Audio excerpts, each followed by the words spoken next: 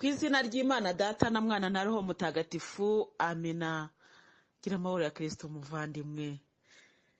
Uyu munsi rero tugiye kuganira nk'uko ejo nayo nabikubwiye. Uyu munsi tugiye kuganira ku mikorere ya Antikristo. Antikristo twumva bamuvuga, ariko Antikristo ni ese ni umuntu, ni ikintu, ni igiki? Mbere rero yuko twinjira mu bibazo n'ibisubizo, reka tubanze turamukanye kivandimwe, twongere duhoberane. Alleluya, amena. Uyu muhoberano mutagatifu rero tugiye gukora nonaha turawusanga mu ibaruwa Pawulo intumwa yandikiye Abanyaroma, ubwo ku umutwe wa mbere nyine kuva ku murongo wa mbere kugera ku wa 7. Reka tuhasome duhoberanye. Alleluya. Jewe Pawulo, umugaragu wa Kristo, ndabaramutsa. Cyangwa se ubwo rero reka nanjye nihe mfate rifite aho ngaho, nanjye mvuge ni jewe Louise, umugaragu wa Kristo, ndabaramutsa. Koko natorewe kuba intumwa, nteganyirizwa kwamamaza inkuru nziza Imana yari yarateguriye abahanuzi bayo mu byanditswe bitagatifu. Iyo nkuru nziza yerekeye umwana wayo Yezu Kristo umwami wacu, wabayeho kubw'umubiri ari mwene Dawudi, ariko izuka rye ava mu bapfuye rikagaragaza ko ari umwana w'Imana mu bubasha bwose ku bwa Roho Mutagatifu. Ni nawe waduhesheje ubutumwa bwo kuyobora mu ikuzo ry'izina rye amahanga yose ku kwemera, ariyo mubarirwamo namwe abahamagawe na Yezu Kristo. Mwebwe rero batoni b'Imana muri Roma, cyangwa se aho muri hose bavandimwe, muri mu rugendo rugana mu ijuru, mwebwe abatagatifujwe no gutorwa n'Imana, nimugire ineza n'amahoro bituruka ku Mana umubyeyi wacu no kuri Nyagasani Yezu Kristo. Alleluya, amina. Ijambo ry'Imana, dushimiye Imana. Iyo rero niyo ndamukanyo y'uyu munsi. Ubwo ayo magambo twayasomye dufatanye, nuko duhoberanye umuhoberano mutagatifu. Ndashima Imana rero nanjye, kuko Imana yongeye kunsubiza ijwi ryanjye nubwo hajemo kwitsamura no kumeneka umutwe, ariko ndi muzima. Alleluya, ijwi ryagarutse. Ubwo rero Yezu Kristo yabikoze, nukuri ndacyamushima cyane. Reka rero dukomeze tuganire. Ejo umuvandimwe yatanze ubuhamya, aratubwira ati rwose nagiye mu bintu mbese bwa buhamya uko twabwumvise. Benshi rero muri twebwe nyine mugira amatsiko, muravuga muti se byagenze bite? Mbese ukaba wumva ahari yaguha na detaye zimwe na zimwe ahari nawe ubwo adafite. Kubera iki? Kubera wenda amatsiko. Yezu rero arambwira ati rero aya matsiko ntabwo uyu muvandimwe ashobora kuyamara aba bana banjye, kubera yuko nawe nyine ayagusobanuriye ku rwego rwe nk'uko ejo nawe nabikubwiye.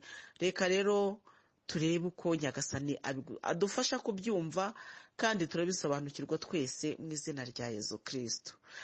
Antikristo rero tugiye kumuganiraho cyane muri iyi minsi, kuzageza ubwo twumva ko twese twamaze gusobanukirwa imikorere ye. Noneho rero tukazamuvaho twebwe twikomereza urugendo rugana mu ijuru. Birakwiriye rero ko tumenya Antikristo, birakwiriye pe. Kuko Yesu yarambwiye aterega abantu uko bamenye imikorere ya shitani ni ngombwa, kugira ngo bakwepe icyo bazi, bahunga icyo bazi. Abantu benshi rero bicwa nuko baba bavuga ngo reka ngo urumva bona ari impamvu yo gutinda ngo tuvuga shitani, ngo kubera ko Yesu yayitsinze. Yarayitsinze nibyo, ariko ugomba no kumenya ngo urwo rugamba rwari rumeze rute. Ugomba no kumenya ngo mbese yayitsinze kubera iki, ese ubundi barwaniye hehe. Haleluya. Ayo makuru yose ugomba kuba uyafite. Abantu benshi rero bazi ngo Yesu yaratsinze. Ibyo gusa yatsinze nde? Yatsindiye he? Yatsinze ate? Yatsinze aciye mu yihe nzira? Ibyo byose ugomba kubimenya, kuko iyo umaze kubimenya nawe urakomera. Yatsinze shitani, ayitsinda anyuze hehe? Mu bubabare. Ayitsindira hehe? Igorogota, ku musaraba nyine, hahandi nyine yaturokoreye twese. Ayitsiratsiza asutse mu bapfuye, nuko Yezu Kristo arazuka, nuko mbese yewe byari byarujujwe. Haleluya. Byarujujwe ku musaraba, nuko Yezu Kristo azutse nyine arabipfundikira. Amena. Nuko umwami wacu arabirangiza, yaramurangije. Nuko amaze kumurangiza araza aravuga ati bana banjye ndatsinze, rero namwe mugende mu ntsinzi. Aleluya. Nubwo turi mu ntsinzi ariko natwe tugomba kugira uko tubyitwaramo, kuko umwami wacu yatsinze aratwanga rero agashaka kugira ngo dukure kuri Kristo, aduhindure ibikoresho bye we nyamwanga Kristo, ari we witwa antikriste nyine. Ejo nari nabikomojeho antikriste, twari twagerageje kubivugaho tuvuga tuti ijambo anti rivuga mbese ikinyuranyo cyangwa ikirwanya, igikuraho. Ibyo twari twabivuze. Ibwo rero ni ukuvuga ngo hari Kriste hakaba na antikriste, ni ukuvuga ngo ni nyamurwanya Kristo. Nicyo kinyarwanda kitomoye kigiye neza, tuvuga ngo ni nyamurwanya Kristo. Nyamurwanya Kristo rero kugira ngo tumusobanukirwe neza birasaba ko tuza kwifashisha Bibiliya. Nyamurwanya Kristo akorana n'abahanuzi b'ibinyoma. Abo ngabo nibo bakozi ba antikriste. Reka rero tubanze twumve nyamurwanya Kristo ninde. Mwibaruwa Pawulo n'umwandikiye Abanya-Efezi, umutwe wa 6 umurongo wa 10, katuhashaka umurongo wa 10 kugera ku wa 13, haravuga ngo intwaro z'umukristo.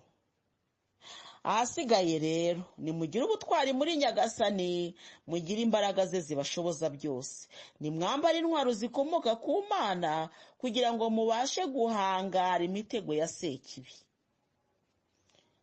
Erega abanzi turwana si abantu, ahubwo abo turwana n'ibikomangoma n'ibihangage n'abagenga b'iyi si y'umwijima n'izindi roho mbi zo mu kirere. Nuko rero nimwitwaze intwaro z'Imana kugira ngo muzashobore gukomera ku munsi mubi, muzatsinde mudacogoye. Ijambo ry'Imana, dushimiye Imana. Nuko rero abanzi turwana si iki? Si abantu. Ubwo rero nyamurwanya Kristo n'umushakire mu bantu. Hari abantu rero bamukorera, nibyo bari abakozi ba shitani. Ariko rero abakozi ba shitani baba ari abantu nyine, baba ari abantu bakorera shitani. Ariko shitani ubwayo si umuntu. Hato ejo utazagenda muvandimwe ngo ujye gutwika umusozi wahanahanaha ngo gutwitse shitani. Aleluya. Shitani si umuntu, shitani ntabwo igendesha amaguru, shitani ntabwo ifite amaboko ngo irajya, ifite ibikoresho. Nk'uko na Yezu afite ibikoresho ari byo batwebwe, shitani nayo ifite ibikoresho ari byo bakozi bayo. Icyo tugomba rero kubanza gusobanukirwa cyane nuko hari imbaraga z'Imana, arizo mbaraga z'ukuri. Haleluya.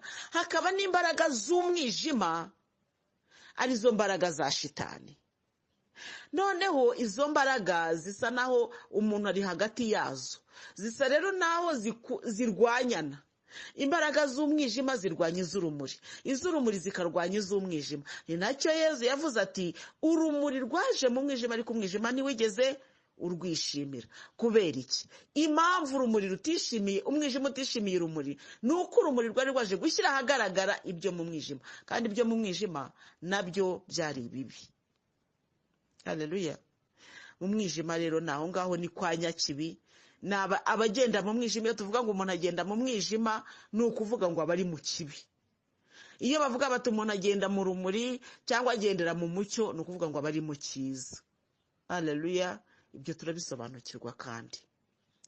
Muvandimwe wanjye nkunda rero, ndagira ngo dusobanukirwe ariko tudasobanukiwe bujiji, ahubwo dusobanukirwe nk'abantu bagana mu ijuru. Sekibi rero aratwanga cyane, aratwanga kandi aranaturwanya. Erega kuba twanga ntabwo bivuga yuko atwanga akaba yicaye hariya yegamye ngo mwebwe ndabanga. Reka da. Aratwanga kandi yarangizaga ntagurukira kuturwanya. Natwe turamwanga twarangiza tugahagurukira kumurwanya. Kubw'ibyo hagati yacu nawe ni urugamba. hagati y'abakozi b'Imana n'abakozi ba shitani ni urugamba, ariko twongere twibukiranye ko urugamba rutakorwa ku buryo bw'umubiri. Ntabwo ari kwa kundi uvuga ngo reka nze mufate munige ijosi ngo apfe. Napfa harapfa umuntu, ariko shitani irasigara ikoresha n'abandi. Kubw'ibyo rero muvandimwe, Kristo ariho na antikristo ariho. Haleluya. Kristo ariho kandi ni muzima, na antikristo ariho kandi arakora. Tugomba rero kubanza kumenya, ese turi abandi? Turi abantikristo cyangwa turi abakristo? Ndi umukristo, ndi uwa Yezu, uko nasezeranye mbatizwa, none ndakomeza kumwemera. Haleluya. Saba ngabo turi wowe. Ubwo abo nibo ndi kubwira, abakristo, aba Yezu, ni twebwe. Abo nibo ngiye ndi kubwira. Abantikristo rero ntabwo ngewe ndi bubabwire. Niba bumviza inyigisho zacu, bazazumvire guhinduka, bave kwa antikristo bajye kwa Kristo, kuko nabo bariho. Ariko kandi nubwo bariyo, nabo n'abana ba Aburahamu burya. Ni nayo mpamvu Imana ibongerera igihe cyo kuba kugira ngo babe bagaruka mu nzira ikwiriye maze bihane. Reka rero twumve icyo Pawulo intumwa yandikiye Abanya-Efezi ubwo yababwiraga nyine kuri izo roho mbi turwana nazo. Aravuga ngo erega abanzi turwana si abantu, ahubwo abo turwana ni ibikomangoma, ni ibihangange, ni abagenga b'iyi si y'umwijima n'izindi roho mbi zo mu kirere. Reka tugerageze rero kumva abaribo, kuko nitutabumva abo duhanganye nabo hari igihe tutazumva abaribo. Ahubwo abo turwana ni ibikomangoma. Igikomangoma ubundi ni iki? Igikomangoma ni umwana w'umwami, le prince. Igikomangoma ni umwana uzaragwa ubwami. Igikomangoma ni umwana uturuka ku mwami. Noneho rero hano uko Pawulo abivuga, hari umwami witwa Satani, akagira ibikomangoma, ni ukuvuga abamukomokaho, abo yabyaye. Arabafite abo yabyaye mu kibi cye, arabafite. Ibihangange, igihangange, iyo bavuga ngo umuntu ni igihangange, ni ukuvuga ngo ni umuntu ukomeye cyane. Haleluya. Iyo bavuga ngo runaka ngo ni igihangange, ni ukuvuga ngo ni umuntu ukomeye, mbese ufite izina rizwi, mbese risobanutse rya rindi bavuga isi yose igakangarana. Niyo ngiyo, ubwo aba ari igihangange. Ni abagenga. Hari igikomangoma, umwana w'umwami, hari igihangange, abakomeye cyane mu isi, hari n'abagenga, abategetsi. Kugenga ni ugutegeka. Abo bose bakorera hehe? B'iyi si y'umwijima. Umwijima twamaze kubona yuko darkness, twamaze kubona yuko ari ikintu kibi kijimye nyine kitarimo urumuri. Abo rero naho ngaho, abo ibyo bikomangoma, ibyo bihangange nabo bagenga b'iyi si y'umwijima, naho ngaho bakorera hehe? Mu isi y'umwijima. Hakaba rero n'izindi roho mbi zo mu kirere. Roho mbi zo mu kirere, ni ukuvuga ngo hari muri iki kirere, muri uyu mwuka duhumeka, aho ngaho tugenda, aho duhahira, aho turyama, hari roho mbi zo mu kirere ziba zijarajara zishaka kugira ngo zigushe abana b'Imana. Izo roho mbi zo mu kirere rero nizo zituma abantu bahora barakaye, umujinya, izo manuka ziba zigize gutya zikaba. Izo roho mbi zo zijarajara aho hose zigendagenda nizo. Ni ukuvuga iki rero? Muri ubu buyobozi kwa Sekibi harimo ibyiciro bibiri.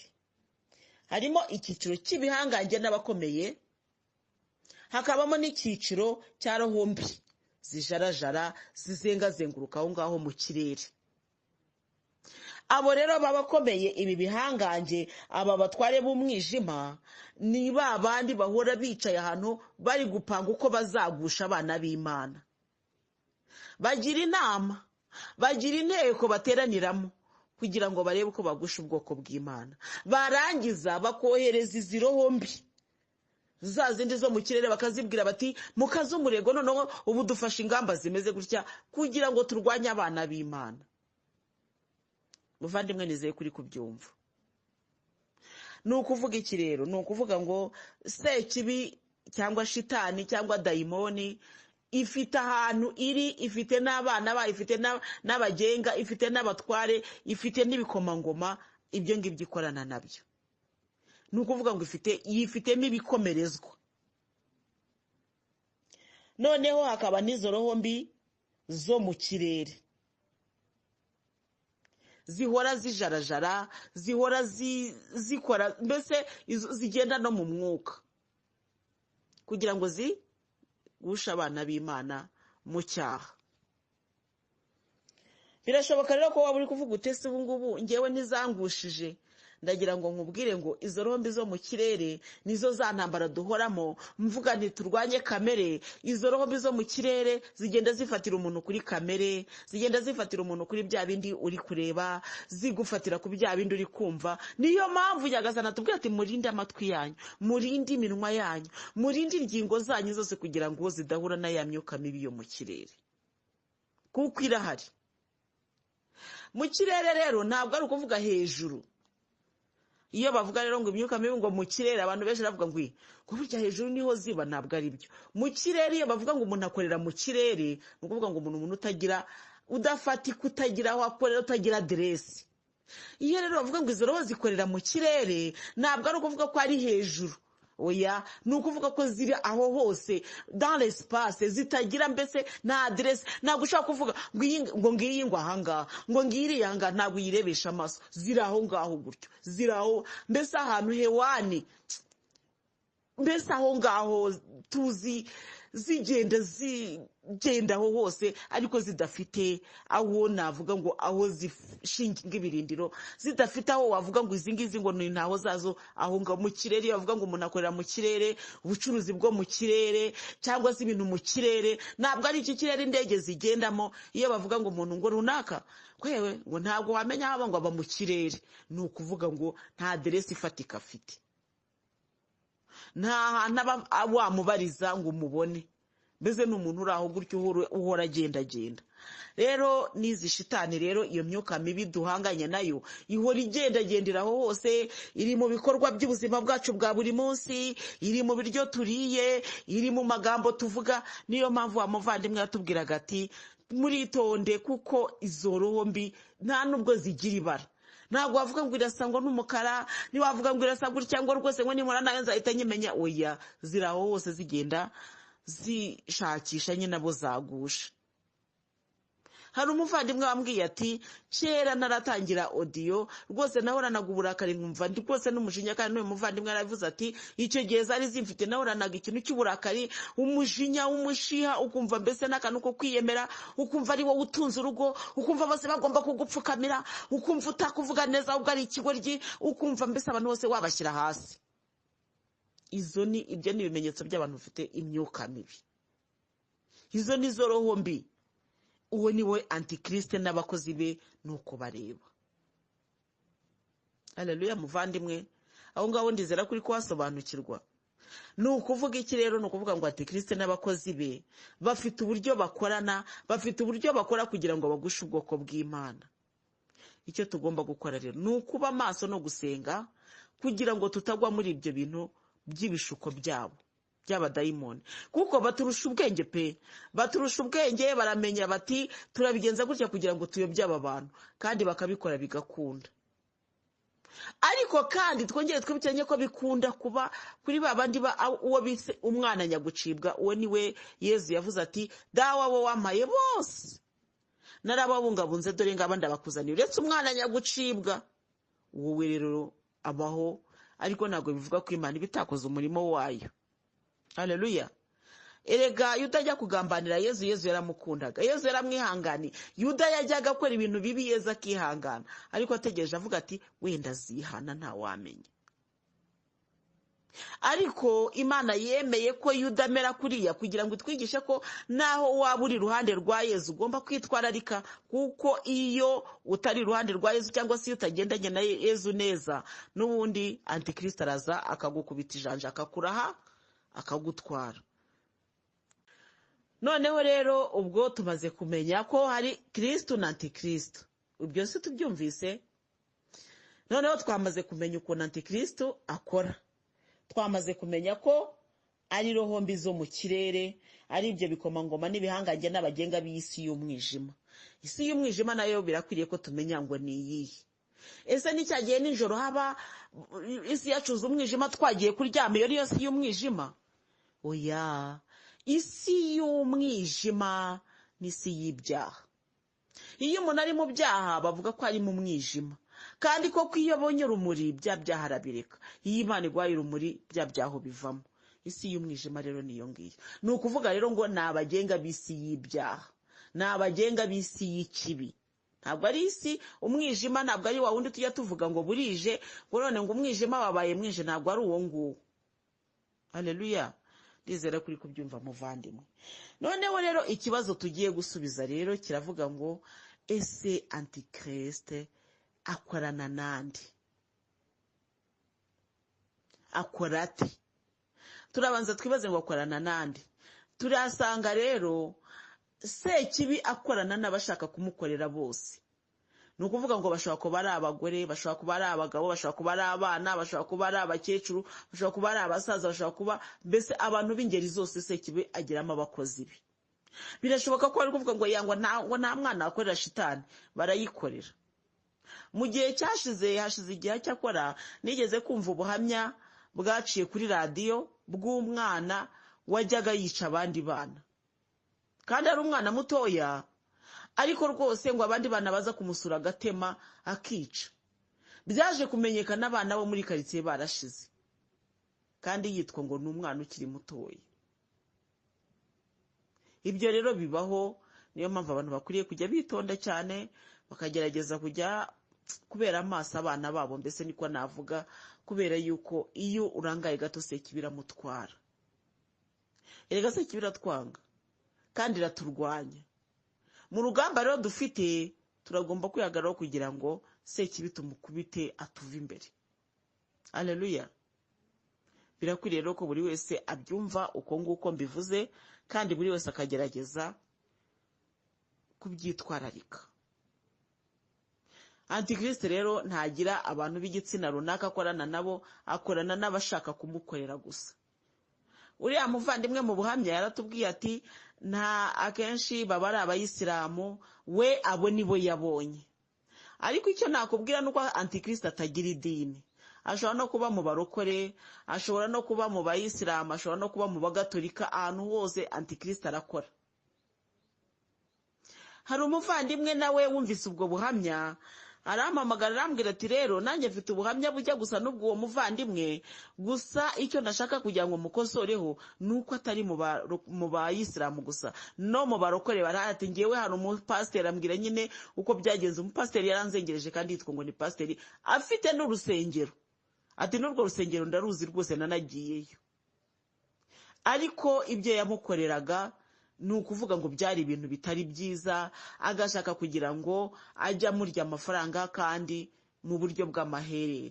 Kandi noneho ikibi cyo kwa shitani ni ukuvuga ngo iyo wiyemeje kuyatanga ntuyatanga, igihano kiraza. Umubyeyi yambwiye ukuntu yahanwe, yagendaga nyine Sekibi yaba atatanze ayo maturo nyine agomba gutanga, Sekibi zikamutera, nuko ubwo umwana we yabiguyemo. Mbese hari n'ibindi bintu byinshi cyane yagiye atakaza mu buryo bw'uko yabaga avuga ati njyewe bariya abantu namaze kubona ko badakorera Yezu ngiye kubavaho. Haleluya. Ubwo rero biravuga iki muvandimwe? Ndagira ngo nkubwire ngo ibintu byose mu isi ni ukwitonda. Haleluya. Ibintu byose mu isi ni ukugenda twigengesereye, ni ukugenda twitonze cyane, kubera ko nyamurwanya Kristo aratwanga cyane. ntabwo rero akorera mu bayisilamu gusa, akorera no mu yandi matorero, kuko nabo bapasiteri hari abakorana nawe, nk'uko hari n'abapadiri bakorana nawe. Ibyo rero nta gitangaza cyo kuvuga ngo umuntu urwanya ngo nyamurwanya Kristo ngo uzi ko ari umugatolika cyangwa ngo uzi ko ari umuyisilamu.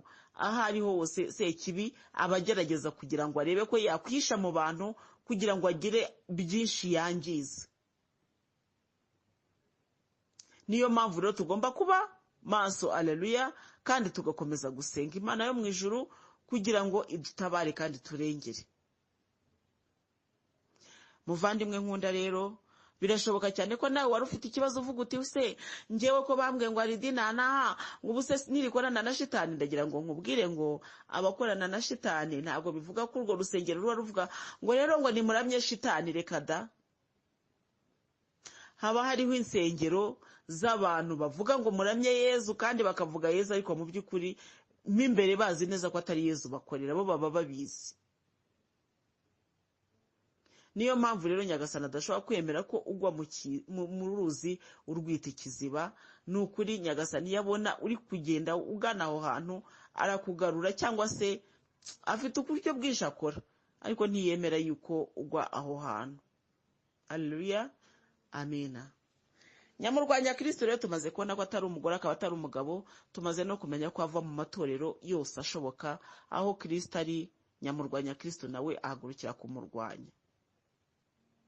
Birashoboka ko waba uri kwibaza ngo ubwo se ngo nyamurwanya Kristo ngo niba ari uko nguko ngo ameze ngo ubwo yigarurira abantu gute, bigenda gute? Ni ukuri nyamurwanya Kristo ajya yigarurira abantu mu buryo bwo kubayobya, mu buryo bwo kubajijisha.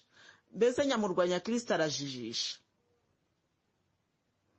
Ariko icyo nacyo tucyumvikaneho, hari n'igihe nyamurwanya Kristo, haleluya, atakujijisha gusa, ahubwo akaguteramo n'ubwenge bumeze nk'ubucuramye, none icyo agutegetse cyose ukakigikora kandi vuba na bwangu. Ni ukuvuga rero ngo ni ukuba maso, tugasenga cyane kugira ngo tutazagwa mu mutego w'umwanzi. Araza rero akakureba nyamurwanya Kristo uwo, araza akakureba akavuga ati wowe ndashaka kukugira uwanjye, kandi yatangira kukugendagendaho agakora ibishoboka byose kugira ngo akugushe. Nawe rega iyo ajya kugusha ntago agusha abantu boroheje. Njya ntanga urugero nkavuga nti nk'ubu ngubu ugiye mu rugo rw'umuntu ugufata umukozi ntacyo byaba bimaze, ahubwo ujya gufata nyir'urugo kugira ngo werekane yuko urwo rugo warukabye. Sekibi rero nawe mu gukaba genda yiyegereza cyane cyane abakomeye, kugira ngo igihe wa wundi ukomeye yaguye cyangwa yagiye muri ibyo byo kwa shitani, nawe burya abafite uko azabibwira n'abandi bakabyemera, nuko bakaba mbese bose bagenda babyemera, none ugasanga afite abayoboke benshi. Nyamurwanya Kristo rero aratwanga, icyo tugomba guhita tukimenya. Ikindi kintu rero nyamurwanya Kristo akunze gukora ni ikintu cyo kujijisha abantu. Nyine nabikubwiye, akaguteramo ikintu kimeze nk'ubwenge butari ubwawe, byarangiza akajya kwiyobora, asa no kwiyobora buhumyi, asa no kwiyobora bujiji, aticaho ukagita ugenda. Nibyo byabaye kuri wa muvandimwe, avuga ati iyo nabaga nzi ko uwo munsi turi buhure, isaha yo guhura mbese muri make nayigiraga ikintu gikomeye. Ni nako wa muvandimwe nyine wampamagaye, we yarambwiye ati ubuhamya bwanjye sindatangira kubutanga, ariko nawe birasa nk'ibyo ngibyo. Ni ukuvuga ngo iyo isaha yageraga aho bari buhurire yagombaga kuba yahageze. Wanakerererwa ukagomba kwiyegisikiza rwose ko utari buze wihuse, ariko kandi agakora ku buryo wumva ko ubwenge bwawe, konsantarasiyo yawe, ibikorwa byawe byose byagiye hehe, hahandi kuri Sekibi nyine. Nyamurwanya Kristo rero aratwanga cyane, kandi niyo aturwanya abagira ngo tuve kuri Kristo. Muvandimwe rero, ndizera kuri kugenda wumva neza icyo nyamurwanya Kristo akora, naho akorera n'uburyo akora. Twambaze kumenya ko mu kirere atari ukuvuga ngo ya myuka mibi za roho mbi ziba mu kirere atari zigenda hejuru nk'inyoni, oya, mu kirere naho hose tuba, aho ngaho naho habaye mu kirere. Ariko rero Imana yo mu ijuru izakomeza kuturinda, kandi humura, iri kumwe natwe, iri mu ruhande rwacu. Haleluya. Nyamurwanya Kristo rero nubwo akomeza kwigarurira benshi, ari kugenda bajijisha mu buryo bwo kwiyoberanya. Reka rero turebe uburyo nyamurwanya Kristo yiyoberanya. Nyamurwanya Kristo ariyoberanya cyane, akaza akakwereka yuko ahubwo ari umukunzi wa Kristo, kugira ngo utavaho umuhakana kandi ashaka kukwigarura. We akora ibishoboka byose kugira ngo akugereho, agakora ibishoboka byose kugira ngo akugushe. Niyo mpamvu nawe ugomba gukora ibishoboka byose kugira ngo umenye inzira acishamo kugira ngo agushe abantu. Tugiye rero kureba zimwe mu nzira nyamurwanya Kristo akunze gukoresha kugira ngo atere abantu ubuhakanyi. Ni nyinshi rero inzira yakoresha, kuko buriya inzira za shitani ni nyinshi pe. Ariko harimo zimwe na zimwe nagenda mvuga ni iyi ni inzira shitani ikoresha kugira ngo igushe abantu. Nyamurwanya Kristo nubwo aba ari gukora muri ubwo buryo, afite ukuntu agenda yigarurira abantu kugira ngo ababuze ingororano mu ijuru. Noneho rero afite uburyo bwinshi agenda nk'ubu tuvuge muvandimwe, uri umugenzi ugana mu ijuru. Baramutse bakubwiye baturamenya hariya ntujyeyo, hariya ni kwa shitani ntiwajyayo. Nayo rero kugira ngo batabimenya kandi yigarurire benshi, irabajijisha. Ugasanga rero abantu bari kuvuga ubutumwa bwiza rwose bw'Imana, ibitangaza biri no gukoreka. Nibwo ni uwo muvandimwe yambwiraga ati ni abarokore bafite n'urusengero, ariko kandi badakorana n'Imana. Ibyo biriho rero. Rero muvandimwe, ndagira ngo nkubwire ngo nubwo abantu baba bagaragara nk'abasenga, burya ntabwo ugomba kwemera ko bagaragara nk'abasenga ngo icyo cyonyine kikubera impamvu yo guhagarara aho ngaho, ahubwo ugomba no kuzamenya eske rero abo bantu barasenga. Kuko nk'uko uyu muvandimwe yabitubwiye ati najyagayo nkakora izo gahunda zabo ko guhura kwabo, ariko rero nubwo byari bimeze gutyo nari mbifatanyije na rozari. Ni ukuvuga rero ngo nyamurwanya Kristo yo muri gukorana ntabwo bivuga ko byanze bikunze bizagaragarira amaso y'abantu ako kanya. Abanza kukurwanya nyine, abanza kugenda kwiyegereza, mbese muri make agenda akujijisha. Nyamurwanya Kristo rero mu buryo bwo kukujijisha harimo nuko kuntu agenda nyine akwiyegereza buhoro buhoro kugira ngo uzabe igikoresho cye.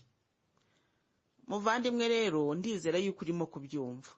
Ibyo kwa nyamurwanya Kristo ni bibi, ariko kandi nubwo ari bibi tugomba kubimenya. Hari abantu rero atwara aciye cyane cyane muri iryo jambo ry'Imana. Umuntu akajya hari akavuga ubutumwa bwiza, kandi mu by'ukuri we akaba azi neza, baba babizi. Ntabwo ari ukuvuga ngo bariya abantu bayobya abantu ngo ntibaba babizi. Baba babizi, bo baba bazi imbaraga bakorana nazo izo arizo, ariko ntashobora kubikubwira. Ntabwo yabikubwira, uretse ko Yezu Kristo yaduhaye umwitangirizwa, aravuga ati muzabanze mubarebere ku mbuto bera. Haleluya. Ubwo rero izo mbuto bera nizo zizatuma tumenya ngo ni abakristo cyangwa si abakristo. Niyo mpamvu rero nkira ahangaha muvandimwe, imbuto twera tugomba kuzihagararaho kugira ngo zirumbuke. Imbuto ni ikintu gikomeye, kuko nizo zizagaragaza kuri uwa Kristo koko.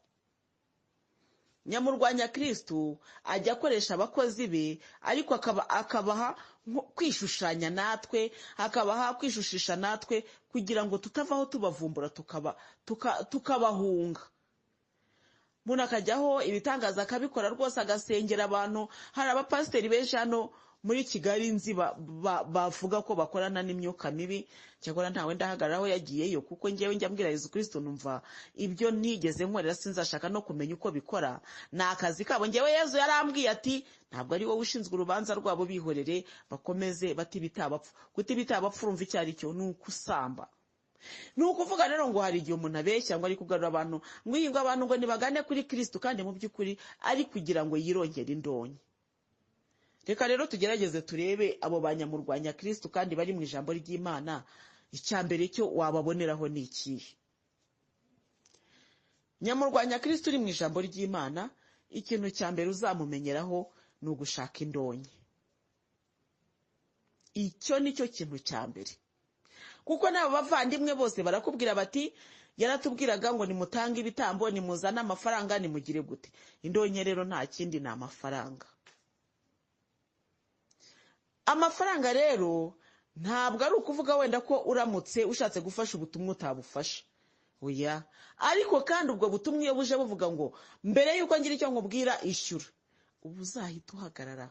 Yezu aza kwigisha ntabwo yigeze avuga ati tarifu naya naya, kandi Yezu yaza gushyiraho tarifu yari gutwara menshi cyane, kuko yakijije abarwayi indwara zari zanananiranye, yarazikijije, yahumuye impumyi, yahagurukije ibimuga byari byaraheze hasi. Mbese yaza gushyiraho tarifu byari kugenda bite? Ese rero nk'ubu ngubu muvandimwe, reba uyu mwuka duhumeka ukuntu ugoye. Mu minsi yashize hari umuntu wambwiye ukuntu yagize umurwayi ajya kuri oxygene, kuri za bombone kwa muganga, ariko mu mafaranga bamuciye nta kayabo kayo, kandi uwo murwayi yamazeho icyumweru kimwe. Noneho tekereza rero, Nyagasani azanye fagitire y'ubuzima bwawe akakubwira ati uyu mwuka wahumetse, dore fagitire ni iyi ngiyi, wayakura hehe? Kubera ko azi rero ko tutayafite, umwuka uduhera ubuntu. Haleluya. Natwe rero akatubwira ati mugende, dore mwaherewe ku buntu, namwe nimugende muha abandi ku buntu. Ubwo rero icyo naherewe ubuntu nanjye nzagitanga ku buntu. Hari abantu rero basigaye bavuga ngo mbere yuko ngiyewe ngusengera ngo zana amafaranga, ngo hanyuma ngo nkugireyo, ngo nje mu masengesho, ngo mu mwanya wawe ugatanga itike, umuntu akakugira gusenga. Cyangwa se ukamuha amafaranga ukagura iminsi y'amasengesho, akakubwira ati ku munsi unyishyura 10,000 ngo ukorere isengesho ry'iminsi 3. Ubwo wowe mu gihe wenda udashoboye kwiyiriza, mu gihe udashoboye kugira gute, wowe urayamuha wakiyiriza mu mwanya wawe. Ibyo biriho rwose, ariko kandi ni ibintu bitwara injiji. Muvandimwe ndi kubivuga nawe ugahita uvuga uti ngiye sinabikora, cyewe sinabikora, kubera yuko ubabaye ni ubanda urugi. Ese muvandi, umwana wawe ararwaye, wananiwe kumusengera, uribwira ko runaka uri buha amafaranga ari uri bumusengera uko bikwiye? Ese muvandi, urugo rwawe rwakunaniye ari wowe rubabaje, uribwira ko uriya mugabo cyangwa uriya mugore nawe wifitiye urugo rwe ari uri buze gufata ibye akajya kubihindura ibyawe ngo nukugira ngo ukunde utabarwe? Oya, nyine mu Kinyarwanda nibo bajya bavuga ngo iby'abapfu biribwa n'abapfumu. Ubwo rero abapfu ni bande? Ni abantu badafite ubwenge. Yavuga ngo umuntu ni umupfu, ngo runaka ni umupfu, ntabwo ari kuvuga ko ari umurambo, ahubwo ni umuntu udafite ubwenge bwuzuye, ni umuntu ufite ibitekerezo bigufi. Avuga ngo runaka ngo ni umupfu cyangwa ngo ni umupfayongo, aba ari umuntu ufite ibitekerezo bigufi. Bishoboka bite ko umuntu yafata gahunda yawe? Ese birashoboka ko wafata umusonga wo muri ryinyo ryawe ukahuha mugenzi wawe ngo nawe ukurwarire? Ibyo bintu bibaho? Banyamurwanya Kristo rero barabikora. Hakaza akakubwira ati zana amafaranga ngiye kugusengera, cyangwa se akakubwira ati mbere yuko umbwira ikibazo cyawe shyira hano 10,000 cyangwa 5. Ibyo rero ibyo biriho. Abo ni banyamurwanya Kristo, ariko babandi bishushanya mu buryo bw'amasengesho. Kuko ubundi banyamurwanya Kristo bari ukubiri. Hari nyamurwanya Kristo uri ku mugaragaro, kugatangaro tukaba tuzi ko arwanya Kristo. Ariko hari na nyamurwanya Kristo wa wundi uri mu ibanga wihisha akajijisha abantu. Iyo se kibirira ashaka kukwigarurira, abanza nawe kukujijisha, agasa no gutwara ubwenge, akabanza kukwereka ibintu byose ukagenda ubibona mu buryo wenda butanaribwo. Ahangaha rero hagenda wenda hakora za témoignage. Hari umuvandimwe twakoranye wambwiye ukuntu abantu bese bari mu miryango nyine bari bafite amashitani, noneho abantu baramwanga cyane bo mu miryango kubera ko atashakaga gusengana nabo, bamuteza ibyo bintu. Bamuteje ibyo bintu rero ngo arahaguruka yatsa imodoka aragenda, ageze mu nzira abona ahantu heza, ariko kubw'amahirwe yari yajyanye n'umwana we. Ageze mu nzira ngo abona ahantu heza cyane, heza cyane, ariko aravuga ati ahantu harambuye rwose hasa n'ahashashe, ati nsa nakserera nsa n'ujya guca aho hantu mbona ari heza. Ubwo uko nguko umwana ahita avuza induru ati mama, haturagonze ati nafashe feri ngeze ku ipoto y'amashanyarazi, ati kandi njye nabonaga ndi kugana ahantu heza. Ariko umwana avugisha induru, nibwo wa muntu yafrenye asanga yaragiye kugonga ipoto y'amashanyarazi. Ni ukuvuga ngo Sekibi rero ibanza no kuguhuma ubwenge, ugasa n'uri kureba ibintu mu buryo bunyuranye n'ubwo abandi babibona. Ni nabyo uyu muvandimwe yaduhayemo ubuhamya, avuga ati njyewe nabonaga ibintu mu bundi buryo. Kuko Sekibi burya itagucuritse ubwenge ntabwo ishobora kugutwara. Ibanza kugucurika ubwenge rero kugira ngo ibashe kugukoresha. Uyu munsi rero tugiye kurangiza twumvise ibyo ngibyo, ibyo biganiro, kuko ntabwo ibintu bya Antikristo ntabwo twabirangiza nonaha. Tugiye kugenda buhoro buhoro tuganira, tureba ukuntu Sekibi agenda ajijisha abantu, ukuntu Sekibi agenda atwara ubwenge bw'abantu aciye mu buryo bugaragara cyangwa mu buryo butagaragara. Ubwo uyu munsi rero tuvuze kuri abo bantu biyita abanyamasengesho, ugasanga tarifu niyo iri imbere y'isengesho. Abo bariho pe. Cyangwa wajya gusenga umuntu akaza ngo Imana ikuntumyeho, ngo ariko ngo naje gusanga ngo hari abantu bakurogeye mu mafaranga, ngo none ngo kugira ngo amafaranga yawe ngo agaruke ngo uragomba kuzana ibitambo by'amafaranga. Ibyo nibyo bitambo rero. Ukajya kuzana amafaranga, akakubwira ati amafaranga urazana amafaranga 10,000 ku muntu uri mu rugo rwawe, niba muri abantu 8 we ni 80,000. Buri muntu ukamuturira ibitambo by'amafaranga 10,000 kugira ngo inyatsi cyangwa umwaka uve mu rugo rwawe. Wamara kuyatanga ati ngiye kuyasengera. Ubwo rero ibyo akora ntubimenya, ariko ikiri cyo nuko abantu kuri ubu ngubu ibyo ngibyo barabivuga. Abo rero murabitondere. Muvandimwe uri muri izi audio, ikintu cya mbere ngiye kukubuza ni ikintu cyitwa kujya gusengera ahantu bagiye kujya bagusaba tarifu, amafaranga ukaba ugomba kuyatanga. Bien sûr hari aho bizagera nkakubwira icyo Imana ivuga ku cya 10. Ariko umva icyo ndi kuvuga. Ntago Imana ikubuza gutanga amafaranga, ariko Imana ntikwemerera kujya ahantu baguha ngo kwinjira naya kugira ngo ubwirwe uratanga aya naya, kugira ngo kondisiyo ni amafaranga. Ibyo ntuzabyemere. Uri kuntega amatwi muvandimwe, reka buriya kubwira abantu ntareba nabyo biramvuna. Ubu rero ndi kubivuga nkabona ko mushobora kuba mutari kubyumva neza. Ndakubwiye ngo reka mbisubiremo bwa kenshi. Nujya gusenga bakakubwira ngo tarifu naya kugira ngo tugusengere, uzasohoke. Imana yaduhereye ku buntu, natwe tugomba gutangira ubuntu. Impano z'Imana ntago zigurwa. Haleluya. Icyo turangije tucyumvikanyeho. Nugeraho bakubwira ngo aya naya ngo kugira ngo tubashe kukumva ikibazo cyawe, uzasohoke wigendere. Ntabwo Yesu akorana na tarifu. Tarifu ni iki? Ni igiciro baba bashyizeho ngaho kugira ngo baze kumva ibyawe, babone kubikoraho kubera ko wishyuye.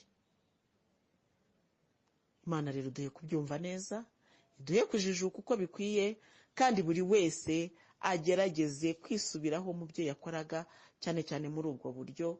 Hanyuma rero Imana iduha n'umugisha twese, ku izina ry'Imana Data na Mwana na Roho Mutagatifu. Amena.